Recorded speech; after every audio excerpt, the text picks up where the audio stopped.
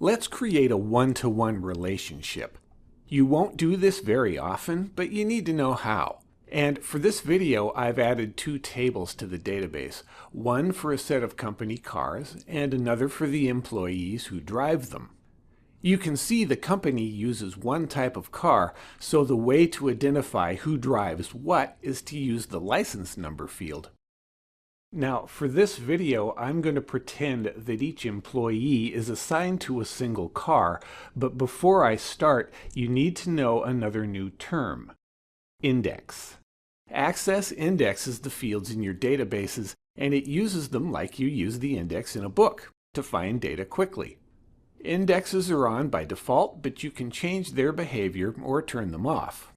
That's important because you create a one-to-one relationship by first creating a one-to-many relationship and then changing the indexes for the key fields in both tables.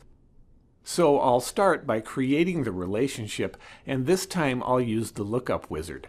I'll get values from another table, and that's the company cars table.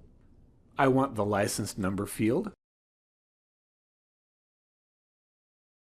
And I won't bother with a sort order because I'm dealing with a small number of values.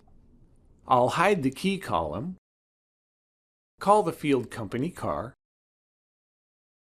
and I won't enable data integrity. This is probably the only time you won't turn referential integrity on. That way, if I delete an employee, I don't accidentally delete a car. Click Finish, and now I have a foreign key and an easy way to pick license numbers. So next, make sure you have the field selected, unlike me. Then select Fields, then Indexed, and Unique. Now go to the Company Cars table and select the primary key if it isn't already. You can see it's also indexed and unique because it's an auto number field, so we're done. If you're in Design View, you can see the indexed property down here in the Field Properties pane, and if you open the list for the property, you see 3 values. You can use 2 of these values in a one-to-one relationship, either no or yes, no duplicates. And if we start the Relationships pane and look at the relationship, you can see it's just a plain line with no 1 or infinity symbol. So now our database has all 3 types of relationships. Our tables are linked together, but more than that, we've also made it possible to write queries.